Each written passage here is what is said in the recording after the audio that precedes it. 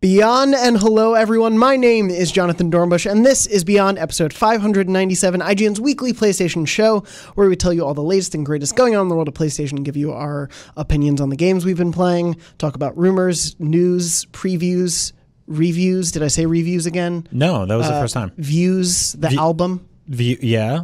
And that's about it. The Drake album? Yeah, the Drake album. Okay, we talk about that every week. Do you not remember? No, did you do that after I leave? Yeah, pretty much. Okay. Anyway, my name again is Jonathon Dornbush. This is episode 597. I am joined by Tom Marks. Hello. Tom, is it... I have so many R names I'm going to go first to. Is it Brian Altano is also with us? Yes, I'm here. You are with us. We can confirm. Great. Beyond. Thank you so much. If you're watching the video, our names, our titles are a little screwed up. I'm Max Scoville. Yeah, I really expected everyone was going to be in certain seats, and then we just started, so I forgot to change those. No, that's fine. I don't have nearly enough palm trees on my shirt to be Max. That's you. You go there. Max will hopefully be joining us in a bit. He is currently engaged in another video shoot, but Tom is your middle name. I can't even remember all the ones I've guessed before. But is it, as a fan wrote in and suggested, Rasputin? No. No. It's actually recipe. Definitely not. It's not that either. Really? That would be good. Richard? Guess. No. Rick? Wow, you're just going. No. Ricky? No. Robbie? Ritz? No. Rivers? No. We could do this all day. No, we should probably talk about PlayStation. But before we do, a quick number of notes. As I mentioned, this is episode 597. Episode 600 is on the way. I'm going to have information next week. This is a very short week, so things are kind of crazy. But we'll have information next week on how you will be able to be a part of it, talking about the show. I think we have some really exciting plans, and very much looking forward to recording that episode. But other than that, Lucy unfortunately could not be with us this week. She had many other fires to put out because it is a short week and there's a lot of crazy stuff to do. So she is unfortunately busy, but she'll be back. She promised to do 3 shows in a row. So... I'll believe it when I hear it. That's like a pledge. I'm putting that on record, yes. Also, this week's show brought to you by Diet Snapple. Diet Snapple, a thing I buy at least 4 bottles of a day from our kitchen vending machine. Snapple. Do you really? Please send me at least 2. Is that that's only 10 calories? Yeah. Wow. I got to get in on that. That's a total of like 40 calories a day at most. Yeah. And that's all I have per day. I think you just burned that explaining how much you love those. Tio, that was a goof, right? It is no, a goof, but Snapple, please sponsor the show and send me Snapple. Thank you. Yep. Anyway, it was a proposition. Yes, it was it was an ask for sponsorship for Snapple, the biggest PlayStation brand around. Of course, we are here to talk about PlayStation. We have plenty to talk about. Unfortunately, I don't have the jingles. We have a new laptop in the podcast room, but unfortunately, someone, Dan Parkhurst, didn't upload all of the jingles onto it. So, Tom, give me a News Crunch jingle right now. News Crunch. Crunch. Ronnie, please turn that into a new News Crunch jingle. We can alternate between. Perfect. New News Crunch jingle? That child got fired. Yeah, we were sick of him, but also we couldn't pay him. So he's gone. But what is here, or will be here soon, PlayStation Plus for July. We had a bit of a change. We were going to talk about it, and we still will. But there was a bit of a change in the lineup for this for July. So it's still 2 games, but originally the 2 games were supposed to be Horizon Chase Turbo, which is still part of the lineup, and then Pro Evolution Soccer. Yes. Was the other game. 2019, thank you. However, in a last-minute switcheroo, the PlayStation blog announced that instead of PES 2019, Detroit Become Human Deluxe Edition, which includes Heavy Rain, is now the first free game. I didn't know it had Heavy Rain in there, too. Yeah, it's the Digital Deluxe Edition, which also includes Heavy Rain. It doesn't include, of course, why am I blanking? But there are other Beyond Two Souls, but Heavy Rain is the better of those 2. So you make off pretty well. It's like the good old days of PlayStation Plus when we got more than 2 games. You're getting 3 games, technically. Note from the PlayStation blog, Heavy Rain is not available in Bahrain, Lebanon, Oman, I never know how to say it, Qatar, Saudi Arabia, and the United Arab Emirates, and is replaced by Beyond Two Souls, in fact. Oh. So, someone's getting Beyond Two Souls this week. Yeah. But anyway... we didn't know what happened there? No, they didn't explain. The PlayStation blog just did what they normally do, and I appreciate their transparency with it. When they make a change on the PlayStation blog, they just keep all of the text they originally posted and just cross it out, and then add their new context. That's nice. So it was going to be this, and they were like, hey, we had to change this, and so that's where it is now. But they didn't give any reasoning for it. But I think we can assume? Yeah. I mean, people were kind of mad, right? People were pretty disappointed with this month's lineup. Yeah, they were. Before we get into that, I want to say real quick, Horizon Chase Turbo is awesome. And if you're looking for like a arcadey, fun, totally sort of retro throwback racing game, and you don't want anything that's too serious and too much like, you know, Forza or something like that, just something that's like very fun, laid back, arcadey, very kind of hyper polished Cruisin' USA, but way more stylized and angular. That game rules. So PlayStation Plus to me has always been like a great way to explore games that I totally missed, and you probably missed this one. So check that out. As for the other game, we've reviewed it and we liked it. Detroit Become Human. Yeah, so in case I said it incorrectly, the game that won't be in some of those territories is Heavy Rain won't be in those. Yes. Not, yeah, just in case I said Detroit. But anyway. But Pro Evolution Soccer, I think when most of us who aren't into soccer heard about that, it was like, oh, that's not for me at all. It wasn't even like, oh, that's not a genre I don't like, but that's like an entire universe I don't care about. Yeah. You know, although soccer is tremendously popular. Of course, yeah, it's worldwide, probably the most popular sport, but it is one of those things where it's like probably the people who were going to buy PES already did. Yeah. I would assume. Yeah. Yeah, it just felt, I think the biggest, I did see a lot of outcry, and I think we all did, of people were not super happy when the lineup was Pro Evolution Soccer and Horizon Chase Turbo. And I think having Detroit in here is great. I wish there were more PS4 exclusives that were in here more often, and this is one that came out last year. Yeah, that's huge. Which I feel like is probably they had like a really last minute shuffle and needed to shake it around, so they wanted something good. But why we're not getting PS4 exclusives from like 2014 and 15? Like, yeah, yes, they may not even be the best games, but like put Killzone Shadowfall on there, or even put Knack, like something that just, oh, this is only something I can get on PS4. If you missed it the first time around, maybe you bought a PS4 in the last year or two. Yep, I love that. There are just, I think when it was PES and Horizon, everyone was like, man, if I don't like soccer, there is maybe one game for me this month. Yeah. And when we're used to getting 6 games and possibly having 1 to 6 games instead of 1 or 2 games. Right. It's also, that's not the Horizon people wanted. Yeah, that's fair. But no, I think you're totally right, Jonathan. Like, this is a good time for Sony to reflect and sort of go on a little victory lap of the last 5 years of this generation and sort of be like, hey, remember this? Well, here it is again for free.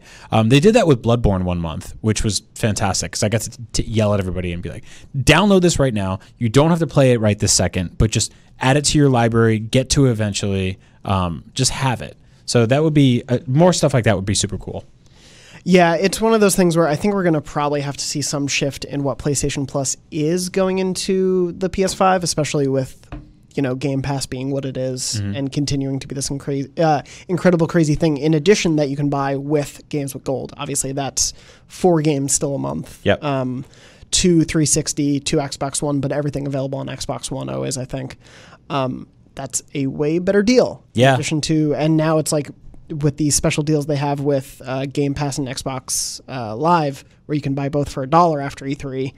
It's hard not to say like where the value is. Yeah. It kind of bums me out because this is obviously, I don't know if it's a mix of Sony being like, we're number one, so we don't have to really do anything differently. And 2, or 2 them being sort of like, we're too late into the console life cycle to really overhaul the whole thing here. I don't know if it's like an infrastructure issue. I'd like to think it's that, and that's why they're holding back. Because like the good thing to do for fans, especially in lieu of PlayStation Plus going from 3 or 4 or 5 games a month to 2, would be to roll out some sort of thing where it's a better value across the board. Steal a Game Pass thing, throw in a couple extra games there. I did see that in some territories they're dropping the price of PlayStation Plus a tiny bit. That too, yeah. And they're like hyper-specific territories, but maybe that's something they're experimenting with. Yeah, seeing how it affects membership rates. That's that's the sort of like the mantra of Nintendo Online, which is like, it's really cheap, so when it sucks, it doesn't sting that much. Yeah. Oh, Max is joining us. Hey, Max. Hey, Max. We're going to wait until... Oh! Hey, how's it going? Hey, Max. We're talking about PlayStation Plus free games for the month. I did want to ask, so you're here for the new question. This is perfect. Do we think indie games still have a place on PlayStation, like a prominent place? Because I remember back in the early days of the PS4 press conferences, it was like they're bringing out indies left and right. Obviously, No Man's Sky was a thing they put so much promotional attention behind. It seemed like a really big emphasis of what they were doing, especially when the Vita was still a thing, because the Switch kind of took the place of the Vita, albeit for a much larger audience. Do we feel like indies have a place currently on PlayStation? Do we feel like they will on PS5? Or do we feel like it's kind of not the best place to launch your indie game? I mean, it'd be really cool if we saw kind of the same amount of attention that Game Pass seems to be giving indies.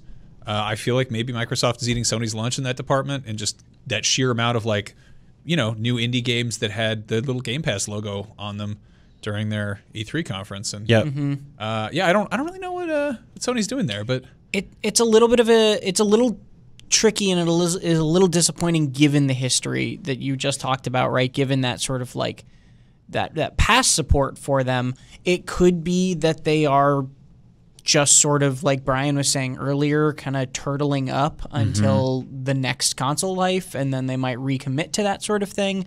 But it's just a simple matter of like, if you don't look at this E3 because they weren't there, but the year before, like, it's just math, right? Like, it's arithmetic. You look at, they showed what, less than 10 games or whatever it was, only a few major ones is kind of what the focus was, at least.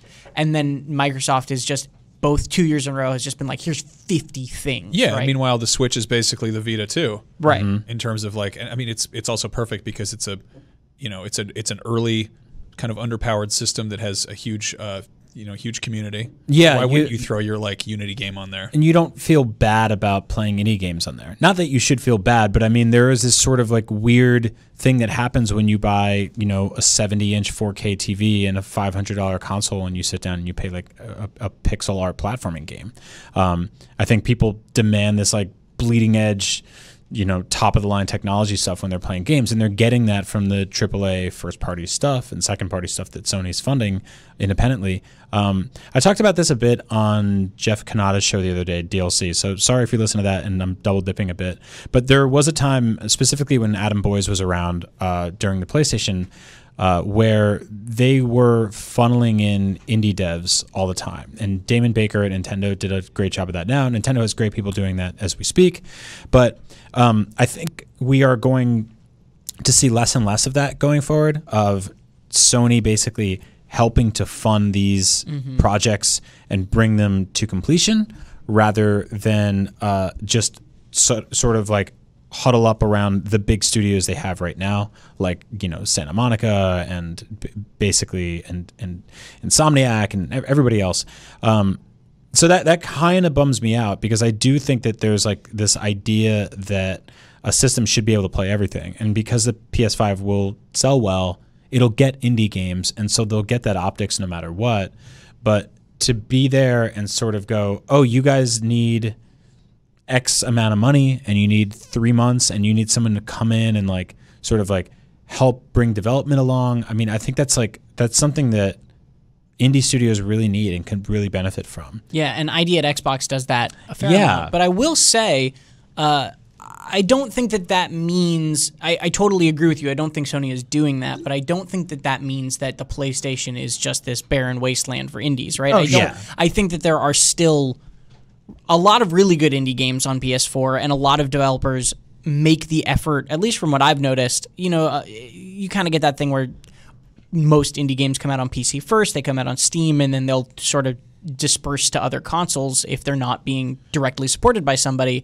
And I feel like Switch and PS4 are still the top of that list, right? Yeah. Switch is the most common, but I at least have the perception that indie games come to PlayStation 4 before they come to Xbox when they're going through that port process. Yeah, it feels like the shift is happening a bit, and I would say, like you were mentioning Damon Baker, he's now at Xbox. Yeah. And I think we can probably owe at least a decent amount, he's only been there for a few months, but a decent amount of like their conference this year to the work that he was doing at Nintendo and probably what he's looking to do here. And yeah, I would agree. I don't think it's not that indie games aren't coming to PlayStation. It doesn't feel like they're as integral to like when you think of what you're going to play on PlayStation. It's that new indie game also came out this week. Though also indie has become such an arbitrary term because I don't even know what it means anymore. I actually haven't known what it meant for a long time. Like it means video game with a small marketing budget now.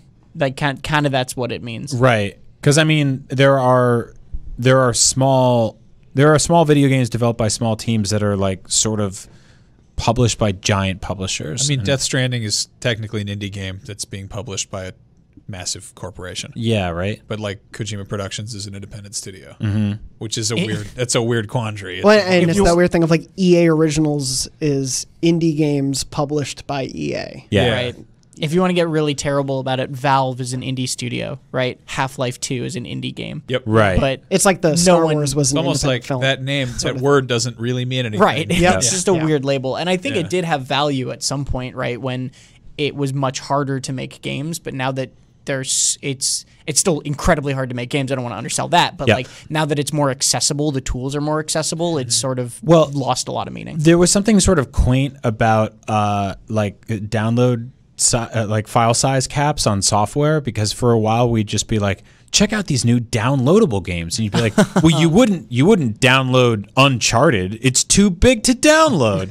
And so you would just get these games that are like 512 megabytes, and these things sort of had a ceiling to them. Well, and I think it was obviously like an artifact at the time, but I think IGN even had a show that was like the download. It was called On the Download. On the Download, it was about downloadable games. And I was in a meeting a couple months ago, and somebody had like kicked around the idea of bringing that back, and I was like, literally everything is downloadable every game now. Yeah. It's like, oh, what's hot to download this week? Everything. I don't know, an entire 4K season of a TV show on airplane Wi-Fi. Anything you want. You can download this week Outer Wilds on your Xbox, Stranger Things from your Netflix app, Red or Dead, Judgment it's on 110 PS4. gigs. Like, right? I think a funny one was that game Ruiner, which is like, that's Mm-hmm. technically an indie game. I think Devolver published that. Yeah. It was, it's an isometric sort of Hotline-esque shooter. And that had a massive, massive file size because all the cutscenes, which it had plenty of, were rendered in like some weirdly uncompressed format. So that thing was bigger than like a lot of AAA games. Dude, there are so many games I'll download on Switch or PS4 where I'm like, oh, there's this tiny indie game and it's got a huge file size, and then there's like a AAA first party game, and like they just figured out a way to squash it down. It's like Mario Kart is 12 gigs. Yeah. Like, how did that happen? Exactly. Yeah. Well, speaking of games on my hard drive that are taking up way too much space, Spider-Man PS4, when you have all of the DLC chapters, it becomes over like 100 gigs. It's a really big file size. Oh, really? Yeah, at least on mine. Whew. I did not realize But- that. But you can't delete it. No, because I need to update the file size to make it even bigger, because we have new free DLC suits in conjunction with Spider-Man Far From Home now in theaters, coming to theaters. The Peter Parker's upgrade suit and the stealth suit are now available in the game, and I'm going to try to not mess this up too much. Did it mess up? It might have messed up. I was going to play you video, and now it's like, we don't need to play you video. There we go. Anyway, so Mark Medina of our video team took some gameplay capture of the two new suits, which are, of course, based on Tom Holland's suits in the new movie. They are available for free. They're just cool, awesome free downloads that Insomniac put out, like they did with the Sam Raimi Spider-Man suit and one or two other suits. I'm blanking on which. But, of course, they've just added those, and you can now jump around. This great rules. game. I love it. Yeah. It's so cool. And Yeah, shout out- 5 gigabytes per suit. Shout out to Brian Altano and everybody over at Insomniac who made this game, because it's just like such a perfectly scoped concept, is to take this brilliant open world Spider-Man game that, I know we've said it before, lets you feel like Spider-Man, and just constantly let you feel it. It makes you feel like Spider-Man. It taught me how to be a dad, or the other jokes. They just keep adding new content to this game, and every time they do that, I'm like, I want to go back in here and swing around the city. You know? Yeah, it's just a cool new excuse to go. Oh man, they added a games. Sam Fisher costume. That's great. Yeah, I really appreciated the post-launch support, not just the paid DLC they had there, and I totally wish they would do more of that in sort of like a larger form, but just occasionally every few months getting new Spider-Man suits. I think it's such a cool idea, and it like opens the idea of like Sony support for games, because I think for the most part, and I do think it's a cool thing, and I did want to bring this up also, it's a cool DLC format that we haven't seen from a lot of PlayStation first-party games. Obviously, this is Insomniac, so it's that second-party weird area. Yep. But as exclusives, we'll get big expansions to a Horizon Zero Dawn, but like between the God of War, New Game Plus updates, Spider-Man updates like this, and then Days Gone just for the upcoming next 12 weeks, we'll have new challenges in a brand new challenge mode that was added last week for free each week. They're just adding new challenges that you can go tackle if you want. It's a really cool model to keep people engaged with a game you would otherwise possibly sell back after you're done. No, totally. And it's also like Spider-Man is never going to vanish from our sort of pop culture vernacular. There's constantly Spider-Man movies. There was a Spider-Man movie last year. There's a Spider-Man movie this year. Between then, he made appearances in other films. And so in lieu of having like a dedicated Spider-Man, the official movie, the game, to have a Spider-Man video game that gets updated with movie content and reminds people that it exists and gets people to buy it for the first time is brilliant. My favorite part about this launch, and I promise I'm not trying to throw shade at all, the PlayStation blog post, as written from Insomniac, says, while we're busy working away here at Insomniac Games, just completely sidesteps mentioning what they may be working on. Like, Spider-Man 2, right? Spider-Man 2. Just tell me. Venom. Probably. Carnage. I can't wait. But yeah, very excited to see this. Very excited to finally go see Spider-Man tonight. Have you guys seen it? Nope. Okay. Not yet. Cool. No spoilers yet. What we will spoil, though, however, for you is an interview that Jim Ryan of Sony gave recently, pointing to the idea that Sony is possibly looking to acquire more studios. This is a thing that Sean Layden kind of talked about a little earlier this year, but talking to Nikkei, translated via Gamatsu, Sony Interactive Entertainment President and CEO Jim Ryan said, quote, that content is more important than ever before, end quote. And so in order to secure more content, the company is considering merger and acquisition of other game developers. Ryan also said, companies new to the games industry looking at the market with hope is something we definitely welcome. Sony Interactive Entertainment has 25 years of experience in the games industry and has big assets. So I don't think that necessarily, to me, that last part to me means they're not necessarily looking to acquire the biggest of the big studios. But I mean, to me, it's pretty obvious that they would need more people in the stable, right? Yeah. Not that Sony's first party output has been bad by any means, but it's infrequent at best.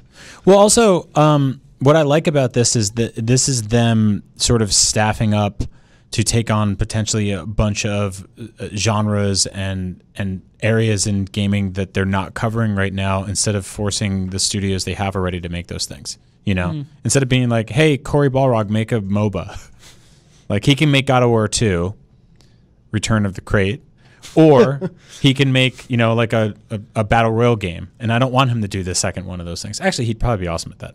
But I'd rather they throw those at a bunch of studios who have ideas for those things. So I'm not really sure who I want to see them get, because they have a really awesome stable right now. But it doesn't hurt to have more studios. I mean, you have Microsoft coming out at every E3 being like, we got more studios. Can't show you what they're working on for another 8 years. Well, and especially when some internal Sony studios are very much focused on PSVR games. Like London Studio did awesome work with Blood and Truth, but that is, of course, a game that is for 1/20th of the PlayStation 4 audience. Yeah. Which is not what Sony necessarily wants to play to always. What about Hello Games? Yeah? What if they bought Hello Games? Do you think Hello Games would want to? No. I feel like they've pushed themselves away from each other. I mean, they just put out PSVR support. Oh, yeah, that's true. I guess before that, though, it felt like Hello Games really wanted to partner with everyone else but PlayStation for a little bit. What about Housemarque? That seems like a safe bet. Save those guys. Rescue them. Blue Point? Yeah. Blue Point, yeah. Yeah. Yeah. Whenever they need a remake, Blue Point is just there. Yeah. Oh, man, yeah. That's a good idea. Yeah, having like an in-house remaster studio, that would be nuts. Nintendo has that with Grezzo. They did Ocarina of Time, Majora's Mask, and they're doing the new Link's Awakening, which is like super smart to just be like, hey, we want to bring a cherished Zelda game out. Here's a studio that does it well. So I think Sony having their own version of that would be awesome. Earlier this year, Sean Layden said, in terms of looking for new studios, let's see now what we might add to our arsenal. I've looked at some opportunities in the past. It's an opportunity to look for the ones that are the best cultural fit. We're always exploring opportunities. If we found a partner or a team or a game that we felt was particularly meaningful and interesting in a service area, we will look to bring that in. We're always open to that kind of experience. So I definitely do think multiplayer is something that they're probably going to acquire first instead of pure storytelling games. Yeah, I think they got that covered. I also don't think I've seen a lot of speculations that it's super pie in the sky here, but they're not buying Rockstar. Oh yeah, that came from there was 2 or 3 months ago there was a story where from analysts, people took the idea that there was a boardroom meeting where Sony was talking to Rockstar, and apparently it was essentially some scuttlebutt where like some analyst was talking to another analyst and was like, yeah, I think it'd be a really smart move for them. And someone overheard that and kind of translated it as, oh, I think they're talking. Right. And it was this total like game of telephone to them acquiring Rockstar. What's weird, we see that very frequently on the entertainment side of things. These massive media conglomerates sort of eating each other, essentially Disney getting larger every year. But we don't really see that on video games so much. Like the big debate now is sort of like, if you're a video game, where do you go? Are you exclusive? Like the idea of an entire studio or an entire platform owning another platform or anything like that. I mean, I personally don't see any benefit in Rockstar saying, hey, we're going to only funnel our games into this one department. You could do like a sort of Xbox Minecraft thing where they're like, we put it everywhere, but we own it. Well, I think that's what we're kind of seeing with Microsoft, because they bought Obsidian. Yeah. And Outer Worlds? The Outer Worlds is coming to other systems. It's coming to PS4. So yeah, they let that game's initial that's being published through Private Division. They didn't want to get in the way of that, and it's the same thing with Psychonauts. They're going to publish Psychonauts 2 now, but they're also going to let it be on all the platforms it was already announced for. I think there's some stuff already in the pipe basically to clear out before they start going Xbox only. Yeah. The interesting thing is, and this is kind of thinking much, much longer term, I think you're going to start seeing Sony buy more studios, because I've talked to developers and asked them about, why is Microsoft going on this buying spree? And the answer I've gotten is always Game Pass. It's always that essentially what the market is going to look like, and this is still just prediction, but I think it's a fairly safe one at this point, is that over the next few years, we're going to start seeing more people do what Ubisoft is doing and what EA is doing and what Xbox is doing with Game Pass and Uplay Plus or whatever they're calling it, and all those services where, kind of like television channels are, you will just subscribe to the developers that you would like. And this is probably not anytime soon, but this is kind of the direction, and it might not happen at all, but this is the direction that the industry is turning towards, is that you're going to subscribe to developers that you'd like, and you're just going to get all their games free for a monthly fee. Right. And that's the reason Microsoft is buying so many studios, is because then you subscribe to Game Pass, and they can promise you that they'll have games from this studio and that studio and this studio and that studio, and there's a long appealing list. Yeah, Ryan McCaffrey. Sorry. Go ahead. Well, I was just going to say, and if you fall behind in this race and your studio does not have, and this is only for the large studios, right? But if you fall behind in that race and your studio doesn't have a deep bench of development teams to pull from, then your product, when this world comes, if it does, is going to look way less appealing to somebody who's been buying companies for the last 5 years. Yeah. Yeah, I mean, looking back at what, like PlayStation Plus this month, more like PlayStation non-plussed. Damn. Yeah, shots fired. No, but like it's that kind of thing where if Sony was like, hey, subscribe to the Sony library, you get immediate access to one brand new exclusive game. Two of them are coming out this year. Yeah, like I don't know if that's really worth it to kick them $15 a month to get God of War and Spider-Man. I mean, those are really good games. It's not. Yeah, that's the thing. And this is the kind of key to this conversation is this is not knocking the PlayStation exclusives. They're phenomenal. No, it's exactly, just in a service environment that the quantity matters. And that's where we seem to be going. My eyebrows rose quite a bit when Xbox was like, hey, here's Ultimate Game Pass. It's Xbox Live Gold for PC and console, and you get the games. That's a lot. There's new games all the and time. it's $1.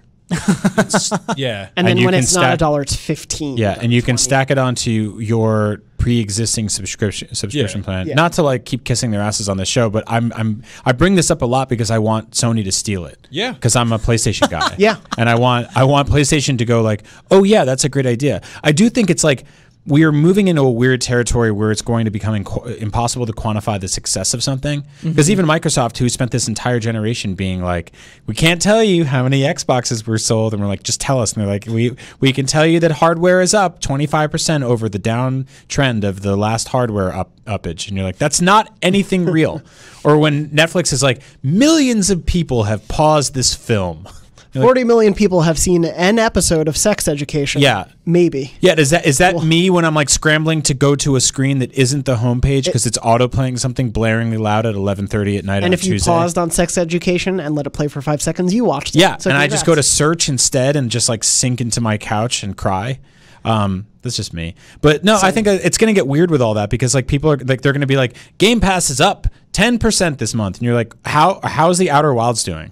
Well, over 4,000 new subscribers have joined Xbox Unlimited Edition with Gold with Friends with Silver Boys. And you're like, what does that mean? It means nothing. And then like NPD comes out and they're like, we don't count those things. and we don't count those anymore. We count the ones that were sold at Walmart and Best Buy and Toys R Us. And then your Toys credit R Us card closed, and they're like, never mind. Your credit card statement comes in and it's like Hulu, Game Pass, EA, Friends Zone, like Well, and Ubisoft Playhouse. What's interesting with, and I can't find exact newswire posts from Xbox, but with some Game Pass games, especially the first party ones, they've been like, hey, we got 2 million players in the first month. Like they are celebrating that stuff. And it's like, hey, you for $15 you can get this game and then all these others. And like speaking to your point, Tom, Ryan McCaffrey, I just want to bring this up, he and I spoke to Matt Booty from Xbox Game Studios at E3, and they were like, yeah, we're looking to have a Game Pass first party exclusive every 3 months. Basically once a quarter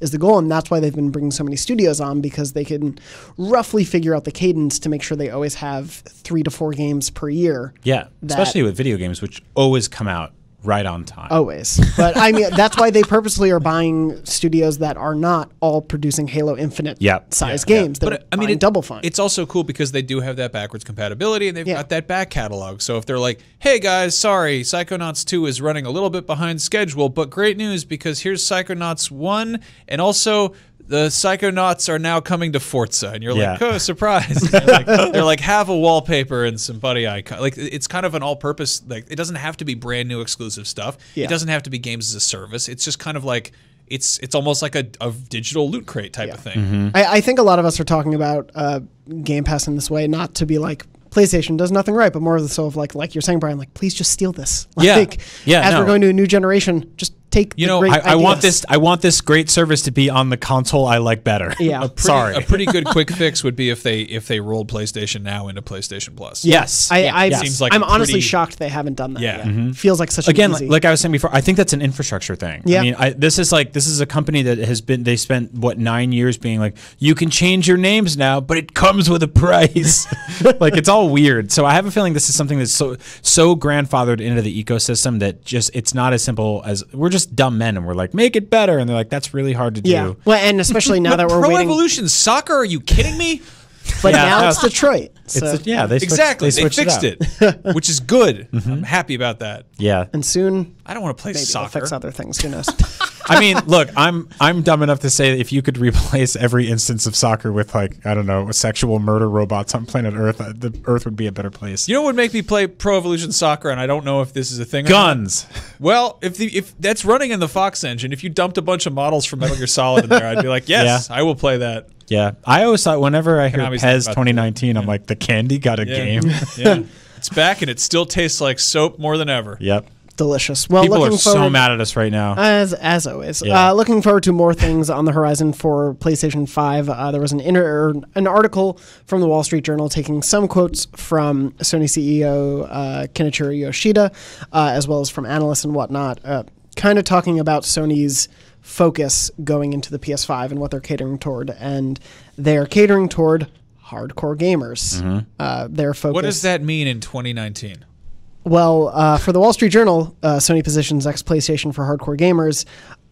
They are focusing on graphically intensive games and looking toward bolstering their partnerships with their big third-party publishers, so like the AAA of the AAA. That's a huge letdown for me. I was really hoping that they would lean into the casual market and kind of dumb down the graphics. I think 4K is too much, and my eyes are getting worse. What about 8K? I'm fine with 720p to be perfectly honest. 3K, I think, is a good medium. Yeah, the great news: the PlayStation 5 is going to be 240p, but it's going to run at 1,000 frames a second. That's true, and no load times. Technically, more graphics than ever. Yeah, games are $90. So. Wonderful. Well, no, I wanted to bring this part up about like the hardcore gamer focus because this was such a thing at the beginning of last generation or of this generation where Xbox was talking about its console in terms of like it will have all these streaming capabilities. You can have these family plans that maybe let you share your games on certain restrictions and whatnot. But Yeah. they were talking in these more generalities of trying to make it an entertainment all in one box. That did not go well. Do you know why PlayStation came back and it makes sense, especially right now, for them to say that, is because do you know who is paying attention to the next PlayStation right now? It's hardcore gamers. Yeah. yeah. Like, I assume when they come out closer to launch, they'll be like, hey, there's something for everybody here, but especially the gamers. But right now, the only people who are like scrubbing through translated news reports about anticipated hardware projections are hardcore gamers. So that's Nerds like us. Yeah. yeah. No, it's. I think it's interesting to come out and say that. But Jonathan, like you kind of just alluded to, I think that's like sort of purposeful. In sort of to contrast what Microsoft did at the beginning, where people were like doing like cuts of like their press conference where they said TV, sports, TV. But that was also like, I think at the beginning of last generation, you had to come out and say hardcore gamers, because that was after like 7 years of whimsical blue ocean nonsense from Nintendo being like, you can play tennis with Karen, your aunt. It was such a like battle of core games. Everybody had motion controls. Microsoft had an entire press conference dedicated to, you know, the Kinect and petting a tiger, and Sony was just like, oh, you know, here's Playbook or whatever their stupid thing was called. Wonderbook Playdate. Yeah. It's just like, so it's good to sort of center back in and go, hey, this is who we're focusing on. That's it. I want like a whole bunch of different excuses to play my PlayStation 5. I don't just want AAA, hardcore, graphical, intense games. It's also, what is a hardcore gamer anymore? I read a story from that King put out the other day, the developers of Candy Crush. Did you guys see this? No. They're like, we have like this group of like tens of millions of people who play Candy Crush for 3 to 5 hours every single day, which is like, first of all, bravo if you can do that at work. I can't even do that at work. If you can play Candy Crush for 3 hours a day, I mean, you would love other games. But also, like, I think that's a hardcore gamer. I think that's a like, if you drank, I don't know, wine spritzers for 3 hours a day, I'd be like, that's an alcoholic. Like, not my choice in booze. Sure. But, wow, you're drinking heavily, you know? So I don't. I think there's something there, analogy. right? So like, I don't know. I think that like, sorry. Yeah, if you win the Tour de France in first gear, it's still winning the Tour de France. Exactly. You got to pedal a lot harder, but On there a it tricycle, is. yeah. If you finish on a funny bike, that's okay. We could do this metaphor all day. I don't even know where to go from there. No, so I do want to see them have a whole bunch of stuff there, because I think that like hardcore gamer is kind of an antiquated term. I know people who only play Overwatch or Apex Legends, or they only play Call of Duty, and some people would call them casuals because they don't play a ton of games. I think they're hardcore gamers at one game specifically. You know, there's a lot of people famous on Twitch for hyper-focusing on one thing. Like, Ninja became famous because he just played a ton of Fortnite, and when he plays other stuff, people are like, we don't care. And so, is he a hardcore gamer? I don't know. Yes? And so, like, I don't know what that term means anymore. Like all the other terms we throw around, they're meaningless. Well, it's like the term gamer. Yeah. The hell does that mean? I don't know. Like, I don't know. I saw my stepmom playing Words with Friends and like chatting with her, and I'm like, that's a game. Mm-hmm. She's not a gamer. I don't consider her a gamer. I don't know. Like, I go play like, you know, like whimsical walking simulator indie stuff, and I'm like, oh, this is a great story here. And then something was like, you can shoot a man directly in the skull, and I'm like, I'm kind of tired of those things these days. And like, I don't know. It's like maybe the medium has outgrown that rudimentary definition. You know? Yeah. I mean, the terminology we use for gaming in general comes from kind of like stuff we've been saying for decades. Mm-hmm. Yeah. No, I mean, at the exact same time last week on a flight, I was playing Super Mario Maker 2 and Bloodstained Ritual of the Night. Like, I don't know what that makes me, you know? I was going to say softcore game. Yeah, definitely. Yeah. I'm a big wine spritzer boy. I think that's a better term than casual gamer. Be like, kind of a softcore gamer. You know, there's no like full penetration, but you know, there's some heavy petting going on. Good God. What? Horrible. Oh, whatever. This is why labels are bad, because I don't know what we are anymore. I don't know what an indie game is.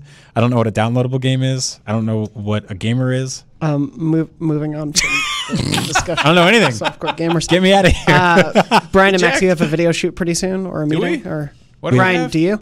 We have a Comic-Con meeting soonish. All right. I think. Do we have to go to that, or what do you think? It's nice. I'll let them figure it out right here on Check the the air. calendars. I think it's for only hardcore gamers. That's true. Yeah. The Softcore Gamer Comic-Con meeting is We just had this meeting. We just had this meeting at lunch. Why is this here again? This is all in We don't have to do all this right now. Who's in this? Shut up. Well, no, I want to jump a little bit too, because Tom and I can keep the conversation going. I want to talk about, mostly since we're here, some games we've been playing and Can everything. we, for the love of God, talk about games we're playing instead of like hypothetical projection analysis? Max, tell me about Judgment. Good Lord. What is playing a game really when you think We about are it? the Homo Ludens. We are the players of the game. We are here for the Luda narrative, the intersection of the play and the story. Anyway, Judgment is finally out. I can finally talk about it. I'm about 6 hours in, and it's from the team who made Yakuza. But this is not a Yakuza game. It's just set in the same setting, using the same engine and some familiar systems. But whereas the Yakuza games follow the adventures of Kazuma Kiryu, a known ex-Yakuza member of the Dojima clan, or whatever it's called. This one you're following this detective. He's a former lawyer. So he's become a private eye, and he's a cool guy. He has a leather jacket, and he has some nice sneakers, and he messes around in Kamurocho, and it's really fun. It's a good time. We're just going to clip that out and put it over some B-roll, and that's going to be the review. It's a review. Yeah. Perfect. So I was actually really worried starting it out that it was going to be too sort of like linear and serious, because it's very much got some like, it's got heavy cutscenes, and it's got some sort of like, branching dialogue stuff.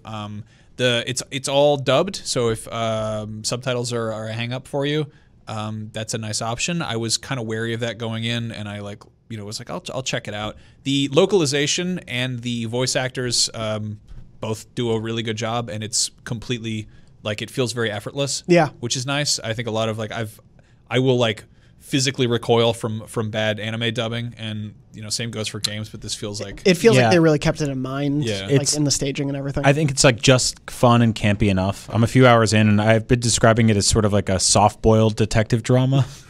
That which sounds, is different that's a than good way- some of the other words we've been. Yeah, Soft-core detective. Yeah, I could see that. It's got some like sort of overly serious, like moody elements, but for the most part, it's kind of like, it feels fun.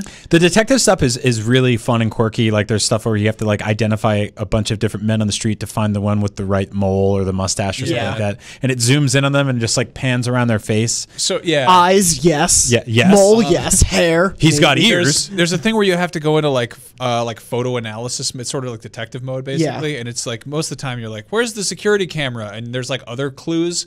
And like, you'll be like, well, looking for the security camera outside the ramen restaurant. And you zoom in on like the sign for the ramen restaurant. And he'll be like, suspicious. And I'm like, no, it's not. It's a restaurant. How is that? And then you hear a meowing, and you're like, there are hidden cats in like all of these. There are cats hidden everywhere. And so you're supposed to like as a collectible? Yeah. So it's like a little bit of like, detective mode, like LA Noire, like solve the crime scene, but also some Neko Atsumi kitty collector. So you like, I don't know, you get points for looking at cats and stuff. So it very much has that Yakuza sense of humor. Just this morning, I got kind of past the main introductory sort of tutorial type mission, which again is like 5-6 hours in. And then it immediately starts just dumping tons of fun, weird side quests on you, like underwear thieves and like a dude who literally just lost his jacket, and then there's like silly mini games like pinball and drone racing, and it starts really opening up. I'm absolutely adoring it. If you've played the Yakuza series, it should be very familiar, but if you haven't, it is a totally fresh starting point. I would recommend it for people. Yeah, I'm like 2 or 3 hours in. It's definitely a like heavy introductory thing. Like it's giving me a little bit of Persona vibes of just like, oh yeah, I'm in a long intro, but it's not bad in any way. Like I've loved the tone of it all.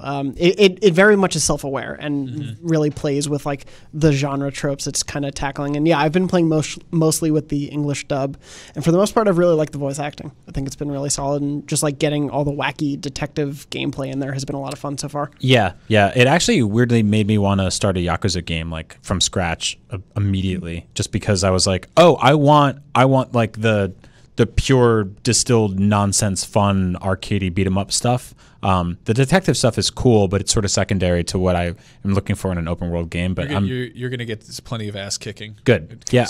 They let me beat up some men early on, and I ran into a chicken restaurant and scared a woman out of there. So there's options.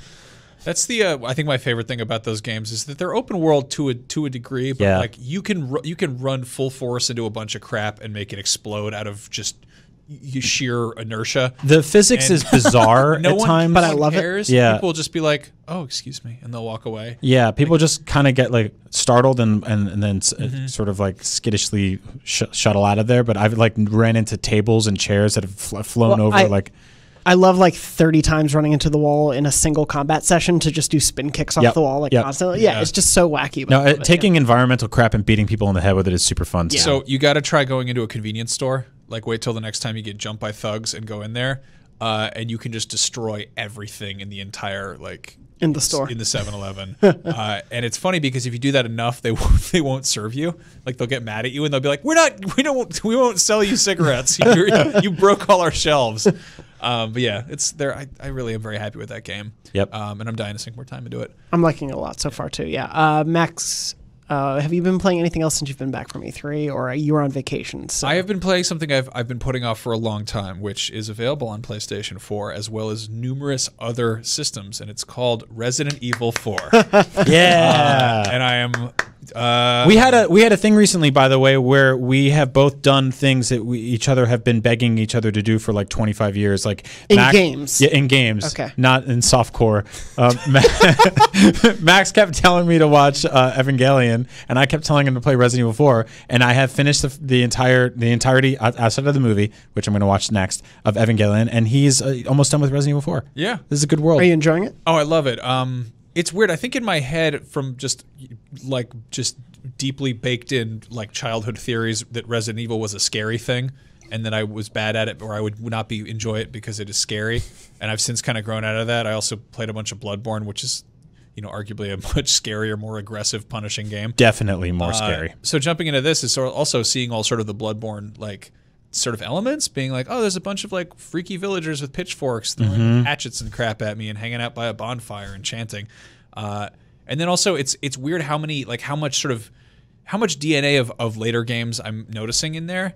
Like there's a lot of escort mission stuff, and it's the camera controls take a little bit of getting used to, but for the most part it's very playable nowadays. And I don't know, I feel like the kind of Joel and Ellie mechanics are sort of have their early vestigial origins in this. Yeah, you just got to keep a little more of an eye. In Leon and Ashley, yeah. No, I'm so glad you're playing it. It's also like it was like really cool watching you fly through that game, because it's like I don't think that's an easy game by any stretch.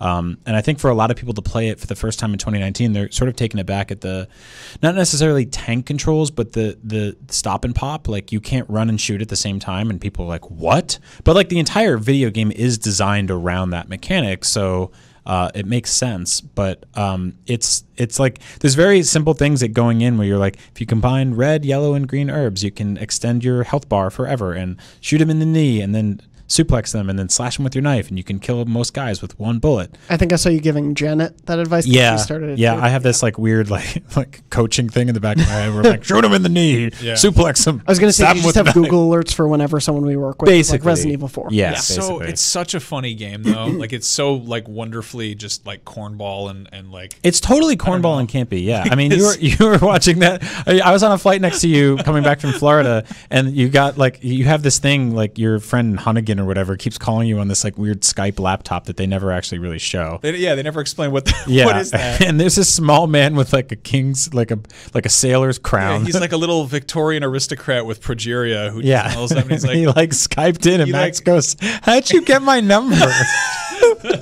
That's so fun. Like it very much has that like that same level of like Metal Gear Solid goofiness, but without any of the sort of self-awareness that Metal Gear does. Yeah. Like I don't know. I love that. Like I don't know, when they put when they put Twin Snakes on GameCube, like Kojima was like, Solid Snake would never backflip over a missile. Who made this? This is crazy. This is nonsense. And this game is like, yeah, why wouldn't he like suplex this dude?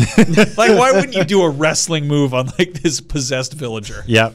You outrun a boulder in that game. Like, there's so many dumb things. So wonderfully stupid. I love it. Yeah. So that's been very. Wait until you beat the game and you get like some extra costumes. Like they put Ashley in like a knight's armor, and then Leon's in like a 1920s gangster costume. It's just so stupid.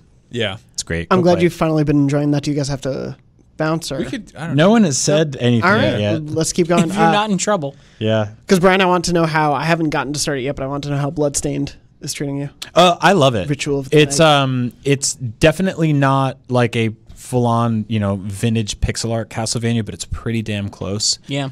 There's a lot of stuff that I think is like a little cumbersome about it, but you get used to that pretty quickly. It's actually a little more in-depth than sort of your GBA era Castlevania game, because there's a lot more sort of systems at play there for the most part.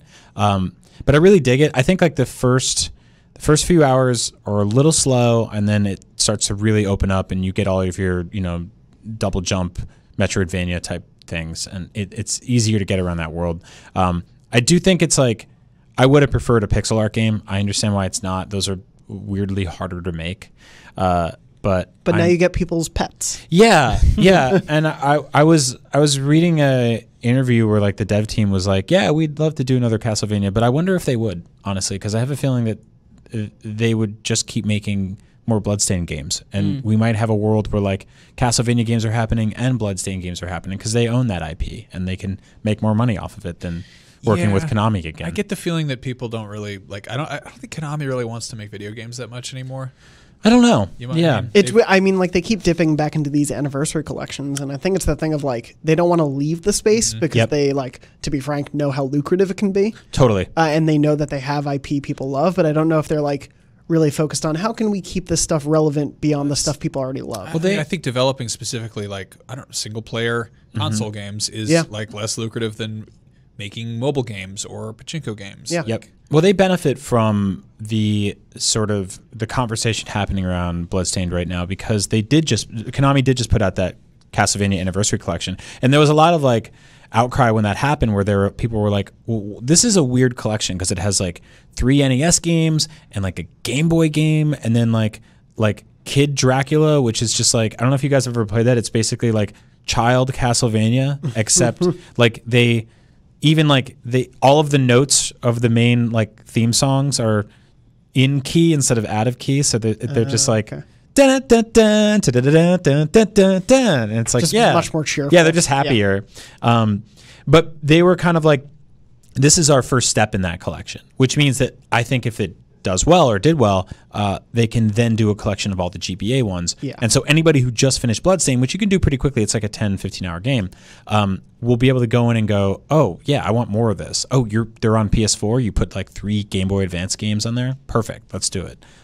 So yeah, I'm glad that's here. I feel like this is a way better scenario than, say, like something like Mighty No. 9 or some other Kickstarter darlings that didn't pan out. There were when Bloodstained was getting kickstarted, there was a slew of spiritual successor Kickstarters, right? And from scorned creatives.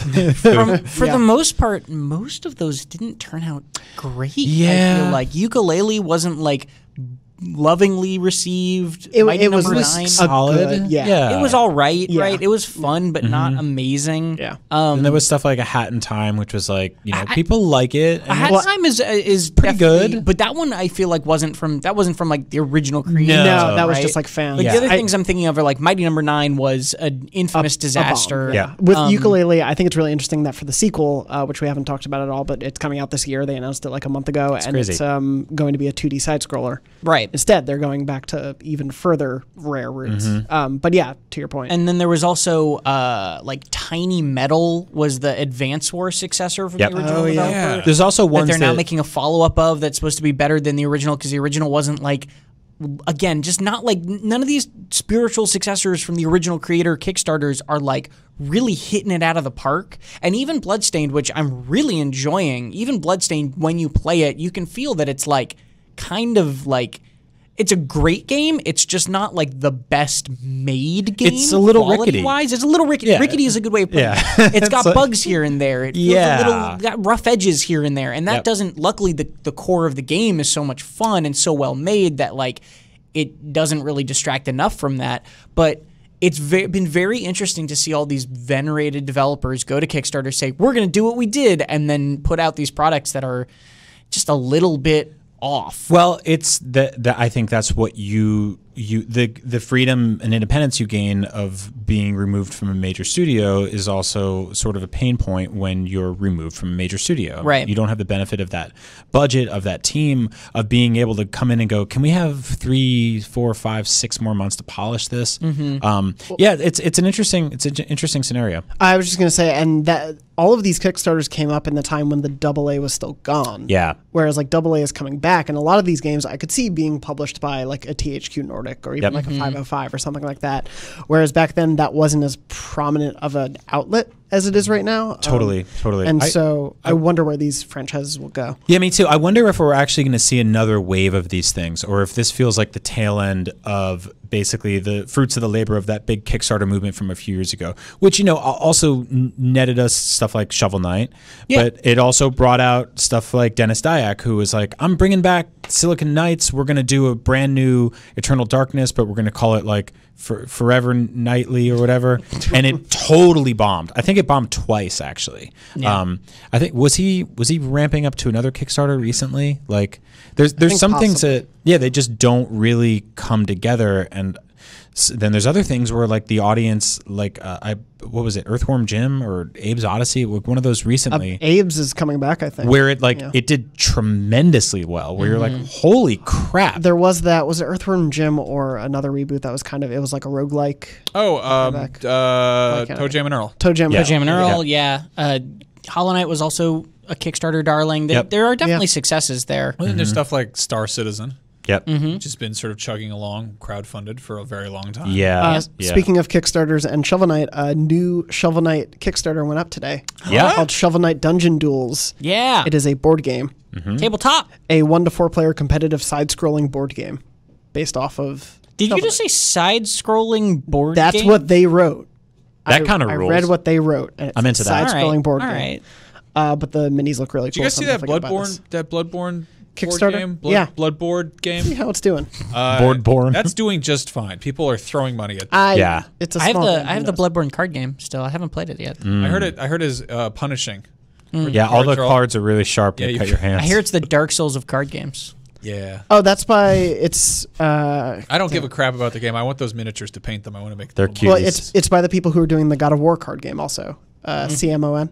All right. Simon. Can people make Bloodborne toys out of all the beasts and monsters in that game, please? Thank you. You know what? That's the biggest crime is that if that game had come out in like 2001, we would have had like 3 waves of McFarlane toys. Oh my God, he would have made that wolf that hangs on the side of the wall. I know. I like how we both went to the wolf. That's we want toys of that damn so wolf. Good. Bloodborne, the board game, Bloodborne raised $4 million. As of May 14th. That was when the Kickstarter Make a sequel to that game. Make some freaking action figures. It's a board game. No.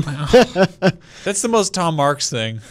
Yeah. Like, I'll be honest with you. It's a board game. Sekiro was awesome. The George R.R. Martin thing sounds cool. Make Bloodborne 2. Just come on. How do you see that? How do you see $4 million come to a board game and not be like, we gotta make this work? They will, but it's a side-scrolling game. How do you top that? Like, what do you do? I'm okay with that. Yeah, I think that'd be cool. Yeah. What are they gonna do with Bloodborne? How do you? You make just more of the same. Yeah, you go to an older Yharnam and there's worse beasts.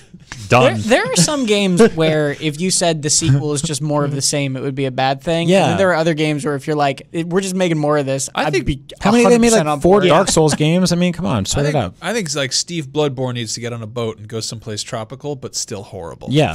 How about this? Tropical Island Bloodborne. Yeah. I played that. Yeah. How about this? You fight a boss and he's half zebra, half bird. He's covered in blood and he does nothing but scream like a child. What's his name? Bloodborne.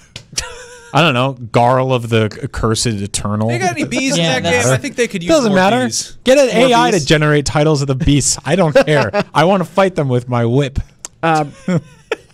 Brian, you've also been playing Sinking City at all? No, I actually haven't started that yet. Okay, I played a little Did you bit play of that? Okay. Yeah, I started it. This is a game I was like really excited about. It's from a glance, it's a team that did a bunch of those Sherlock Holmes games, which I think some people are really into. I don't know if I think they're received decently. But it's basically a Lovecraftian open world mystery game, which is an awesome idea. Starting it out, it's a little bit clunky. I'm also not super well versed in playing sort of modern adventure games, so that could also be on me. Part of me kind of sort of wishes, like, I feel like often I'm usually like rolling my eyes and like trying to skip through tutorials to be like, hurry up, I know what I'm doing. But in this one case where I'm like, I could actually probably use a hand here.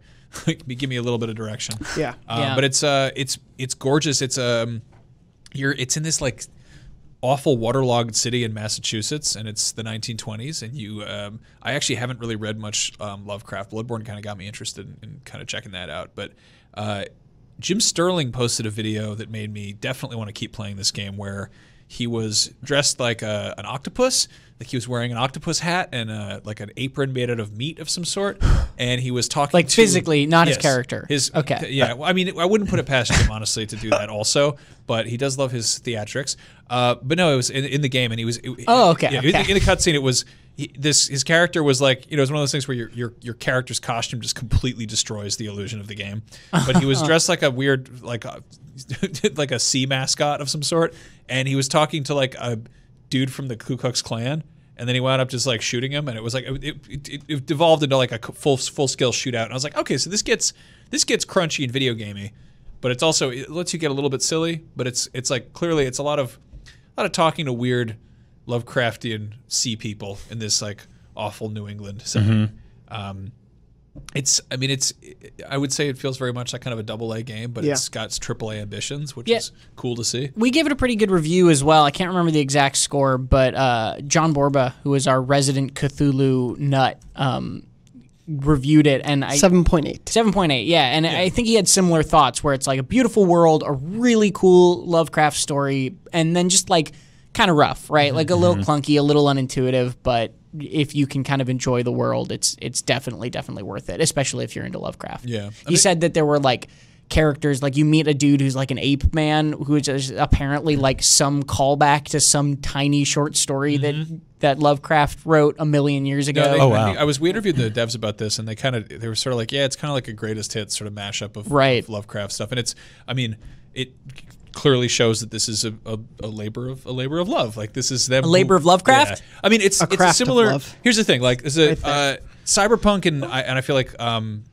Lovecraftian stuff is one of those sort of, I guess, Lovecraft and also steampunk are there these things that are done best in writing, and they've been tackled like okay in other sort of, I guess, cheaper mediums, and games are like to kind of play with them here and there, but it's for whatever reason there haven't been like any movies that have really knocked them out the park. Like they never really like stuck the landing completely. And it's, I mean, you have a few here and there that people always point to, but like it's kind of cool. Like I looked it up, like what are some like good like Lovecraftian movies, and like there aren't a lot of them. Like it's one of those ones that like you see this sort of influence everywhere.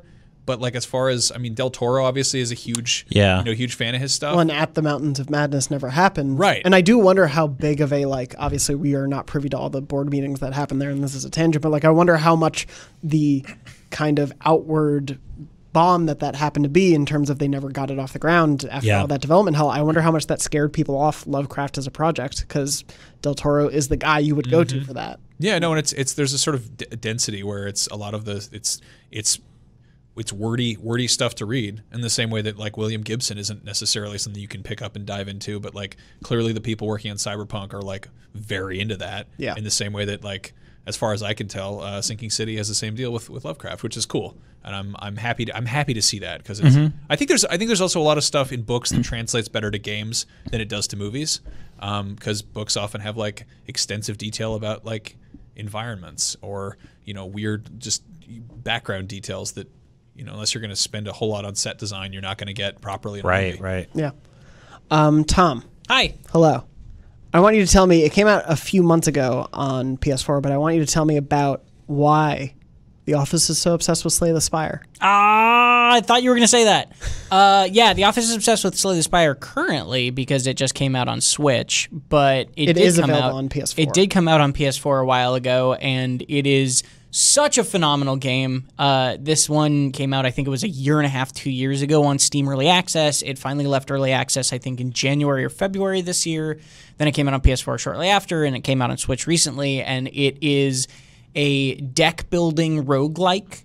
And don't think deck-building like Hearthstone. It's deck-building like you each run, you start with a very, very basic deck of cards, and you get more cards as you go and build up a deck and have to kind of make choices about what direction you want to go with which cards you pick. And then if you die, you go back to the beginning and you do it all again, and you kind of slowly unlock more cards in these things called relics that you can find along the way.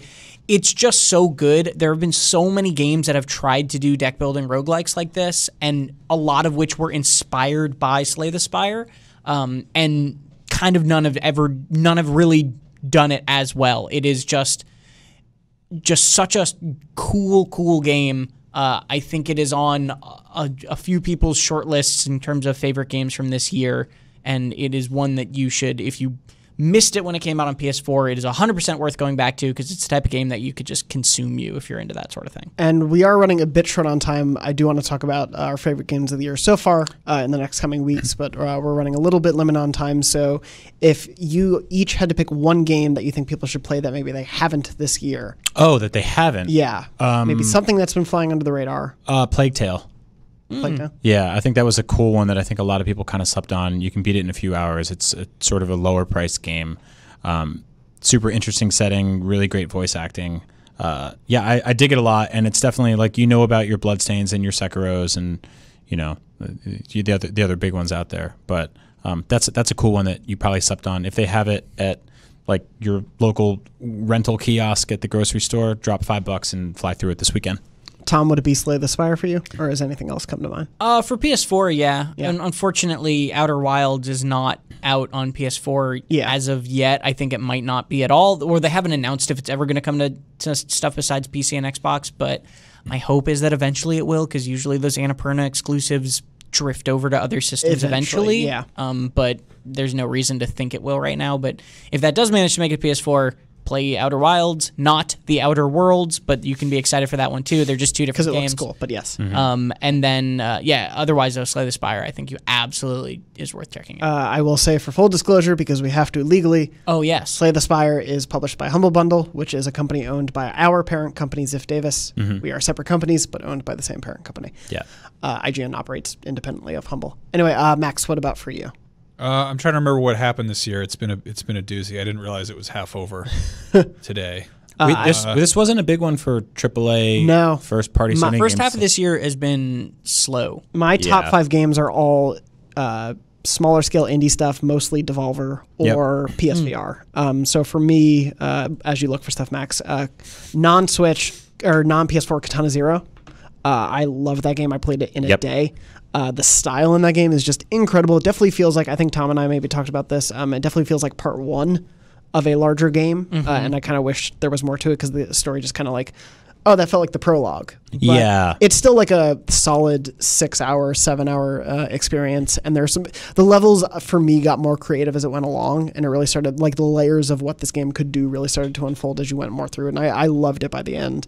But on PlayStation, if you have PSVR, Blood and Truth, absolutely play Blood and Truth. There it is. And then Observation, if you don't have PSVR.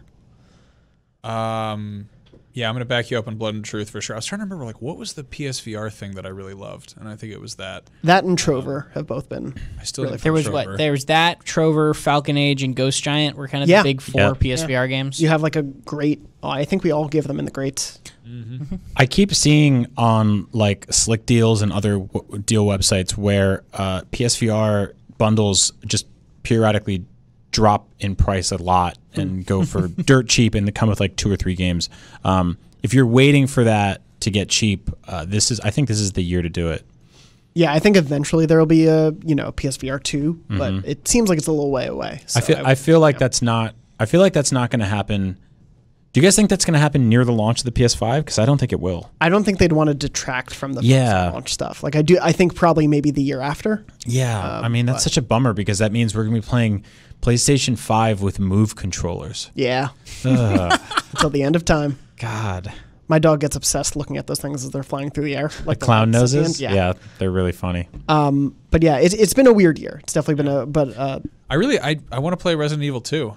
Resident Evil 2 is awesome. Like that came out while I was traveling. I've been traveling a lot this year, kind of more than I have any previous year. So. I think you would probably be really into it now that you've played through. You're playing through 4. Well, I have like a lot of sort of foggy nostalgia for for the original 2, and absolutely no recollection of what the hell happens in it. So there's games this year that like I played a ton of that I enjoyed that I then immediately forgot about. Like Far Cry New Dawn was one of those games where I was up until like 3 a.m. playing that game for like 4 nights in a row, and I like 100%ed it, and then hated the story, but loved the world, but then stopped thinking about it. It was just like this bingey junk food weekend. And I mean, like, obviously, I know for me only in this room's case, but like Kingdom Hearts 3 came out this year. Yeah. I waited a decade for that game, and it happened in January, and then the rest of the year has happened. And it's like I really had a great time with it. It does have issues, but like I really enjoyed it. But wow, that just like flew out the window for so many months because so much else has been going on. I like the mid-year check-in thing because it's better than doing this in like November. And being like, what was January? That feels like 4 years. Yeah, and I'd like to do a bit of a lengthier check-in. A lot of you replied to me on Twitter, and I think we'll talk about this more at length ahead of 600, or maybe even during 600, depending on how that show plans out. But yeah, luckily this fall is not at all quiet. So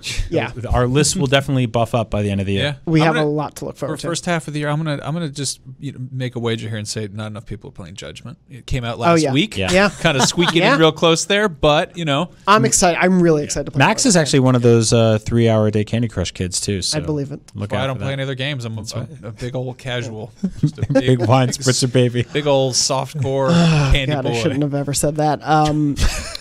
Also, just want to mention Crash Team Racing is a lot of fun. The story mode gets weirdly hard. Surprisingly, the last couple of bosses are way more challenging than they need to be on medium. But a lot of fun. Surprisingly great racer if you don't have a Switch and have Mario Kart. It's a lot of fun. Anyway, as we get into the wrap-up portions of the show, if anyone needs to leave for meetings or any other work that is happening, I completely understand. I think we just totally played hooky on the meeting. I think we had that meeting while we were eating lunch, so I don't know why. Hell yeah, beyond. That's fine. Yeah. Worked out. I want to keep doing these shout-outs. I don't have a name yet for this segment, and I'd like to have a name for the segment where we tell people to go give good vibes to people on Twitter. I don't have a good name for this, so if you have a good name, please write in to beyond@ign.com with your suggestions. I've just been calling it like a shout out each week. But this week I'd like to shout out Danny O'Dwyer. Oh yeah, good man. Whose No Clip documentary series is a really, really awesome video series going on. And I think they've put out like a lot of tremendous stuff. They're currently doing, like, in addition to all the larger things they put out periodically, they've also been doing sort of like an ongoing series with Supergiant games for Hades, which is just such a cool approach to, one, let Supergiant, that they're so open of letting them see their development, but also on this other side, being able to release something in almost like a TV cadence. But he is at Danny O'Dwyer, at DANNYOW. Nope, I said that wrong. DANNYODWYER on Twitter. So go shout out him. And say, if you guys have anything else to add to this, feel free to. But I'm going to say, hey, Danny, No Clip is amazing. Keep doing awesome stuff. Yep. Just love Podcast Beyond. He's currently in Copenhagen right now shooting a making of doc for Hitman. He wanted to make more cool stuff like that. We are constantly talking about how important the creative process is on the video game side. And I think a lot of studios not necessarily suffocate that, but I don't think they really elevate it because it's tough. And it's not always pretty. We talked about the God of War doc that Danny, that Danny didn't work on, but it feels like something that would have come out of his camp.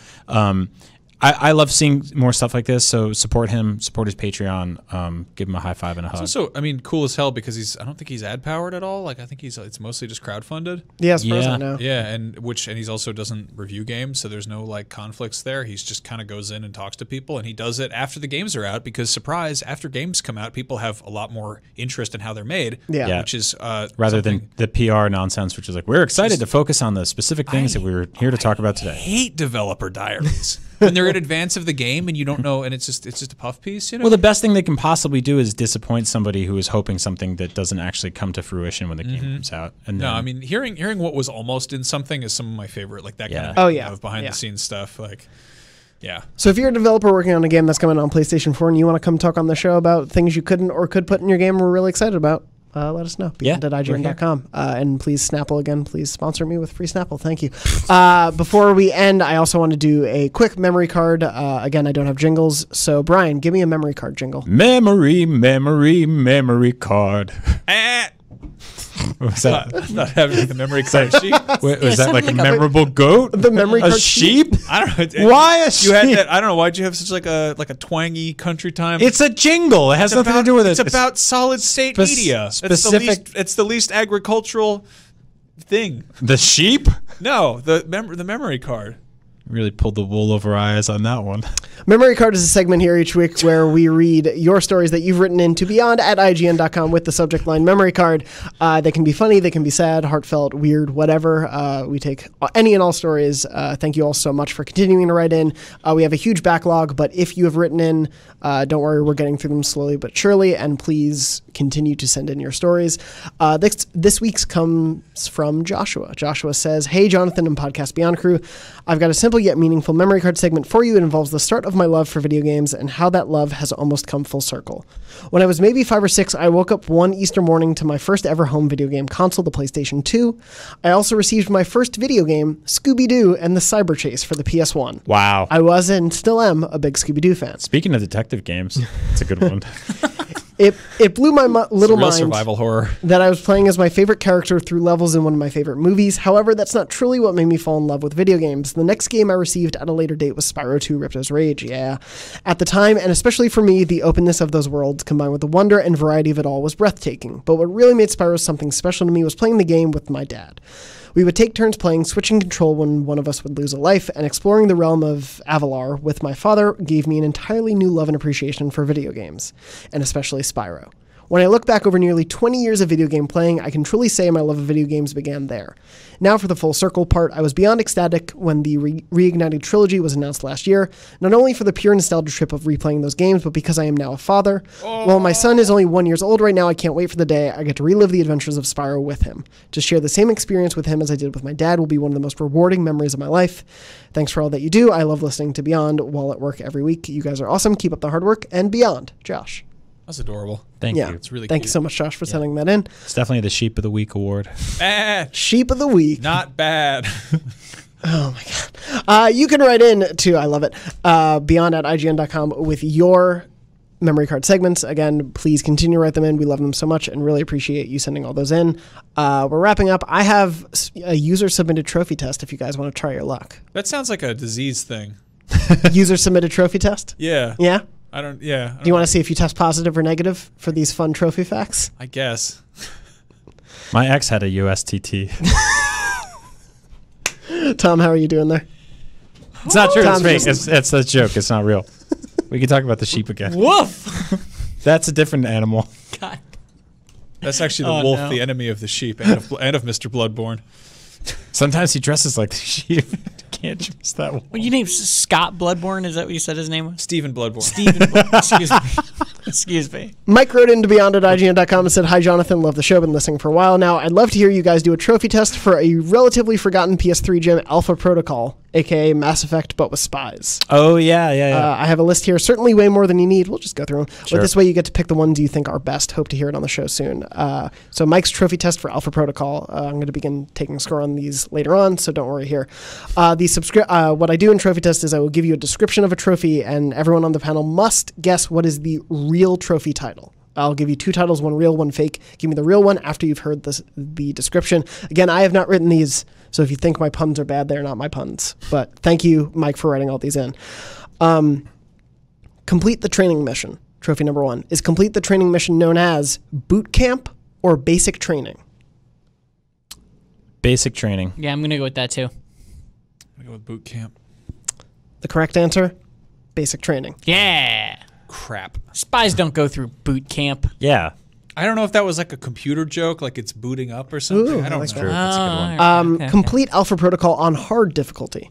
Is that called True Alpha or Hardcore? Oh, no. What is the real name? True Alpha or Hardcore? How many wine spritzers were involved? True. True Alpha. I'll go with that too. I'm going to go with hardcore. Max, you're correct. It's Hardcore. Yeah. Tie a game, reversal. everyone. Your contrarian strategy has paid off. Yeah. Reconcile with Alpha Protocol and stop Halbeck. Is that called Crime Buster or Let Bygones Be Bygones? Crime Buster. I'm going to go with bygones. I'll go with bygones this time. Yeah. Brian, you are correct. It is Crime man. Buster. Really? That's right. Yes. That is the real Stupid name. complete The Alpha. other one is too. What did you want here? That's lose trophies for you. scenario. Complete Alpha Protocol using the recruit background. Is that called Evolution of an Action Hero or By Your Bootstraps? Complete Alpha Protocol using the recruit background. I'm going to play the boot card again and go with Bootstraps. I'm going with Bootstraps too because I'm imagining there was a character limit back then. all in on Bootstraps. You were all wrong. It's Evolution of Action Heroes. There goes the character nothing. limit. Yeah. Moving on. Bet on boots. Prevent a riot from killing hundreds in Taipei. I really do not know this game. What? Prevent a riot from killing hundreds in Taipei. Is it keeping the peace or whistleblower? Keeping the peace sounds like a more like a stronger title for stopping hundreds of people from dying. I think whistleblower. Yeah. I'll go peace. Brian and Tom, you are correct. I don't think I like this Keeping the game. peace. Discover Alpha the identity Protocol, of Sung's assassin. Is it a killer unmasked or a plot uncovered? Unmasked. Yeah. I don't know. You got to pick one of the two. There's two the things. Second one. A plot uncovered? Max, you are correct. What? It is not a killer unmasked. But the character wears a mask for the whole He's an game, I assassin, imagine. Probably. That's my favorite when we have no idea. You have no idea at all. Also, these could all be lies. Yeah, we don't know. We just have to trust our fans. Alpha Lies. Romance Madison is the title of that trophy. Rome Ants, such as they are in Rome. Maybe a location in this game, who knows? Or That's Amore. Rome Ants or That's Amore. Oh, man. I'm going to pick a third option, which is the Bridges of Madison County. That would have been a way better one. Yeah. I'm going to... second one. Yeah. I'm going to go with Rome Ants. I'll go with Amore. You're both saying Amore, you're saying Romance? Yeah. The correct answer is Romance. Yes! Oh, no. I knew it. Shame on you, Alpha Protocol developers. I have fond memories of making out with Allison. Madison. Mallison. I'm going to do two more. Complete the game without being seduced. What? Is that No Time for I Love? want to play this game. It sounds like a good time. It's getting increasingly horny. No Time for Love or Hard to Get, which is the real trophy title. No Time for Love. Hard to get. What do you two unseducible men say? Hey. Because you're in relationships. I'll go No Time also. So you're saying No Time, you're saying No Time, and you're Well, saying... one is a Indiana Jones Just finished the reference, show. and the other one is a Rick James song. No Time for Love is the real answer. Sorry, Mac. I should have known. Final trophy. Alienate secret agent Stephen Heck. Not Stephen Bloodborne, but Stephen Heck.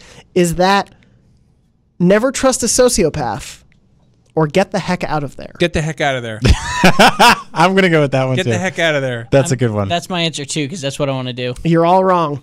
Ah, It's I don't think- never no. trust It doesn't a matter. We sociopath. picked the I better think one. Whoever named them is wrong. 'Cause Yeah. we picked better We picked the ones. best one. Sorry. Whoever wrote that email is also better. I would also... Brian, you won. Congratulations. I did. Yeah. Sweet. I would also go with heck no and heck yeah. What the heck are you talking about? Anyway, this has been Beyond episode 597. Thank you so much for listening. Thank you for your memory card, Josh. Thank you for your trophy test, Mike. Thank you for listening or watching this episode. Remember, Beyond is live every Wednesday at 3 p.m. Pacific at beyond.ign.com in video form, youtube.com/IGNBeyond in video form, and on all your favorite podcast services in audio. When we're not here recording or prepping Comic-Con or writing reviews or doing the news, Max, where can people find You you? can find me Max Scoville on Twitter or Max Scoville on Instagram, or just probably hanging out in the Best Buy parking lot with those seagulls. Brian, which parking lot can you be found in? You can find me in an abandoned parking lot fighting ghosts. You can find me on Twitter at Agent Bizzle. You can find me on Instagram at Brian Altano. And Tom? you can find me at the hotel bar on Wine Cooler Top 4 Wednesdays. On Spritzy night. Yeah, Spritzy night. That's What my bar has wine coolers? I want to go there. And you're also Tom R. Marks on Twitter. at Tom R. Marks on Twitter, which Jonathan will never guess the middle R for. Yeah, what is it? You have to guess. I thought it was recipes. Robert, No. It's not. Rutabaga, No. Randolph. That would have been really good. Riverdale. Nope. No. River City Ransom. Ronkonkoma. What? It's a town in Long Island. No, I it isn't. believe Yeah, you. Ronkonkoma. This is the train to Ronkonkoma. Ron Perlman. Now, when you say it that way, it sounds familiar. Yes, Yeah. my Such name, as the Brian, film The is Ice Tom Ron Perlman Marks. Marks. Sold. Thank you, Tom, Ron Perlman, Marks. Thank you, Brian. Thank you, Max. And thank you all for watching and listening at home. And as always, beyond. Beyond. Beyond. Bartles and James. Bah.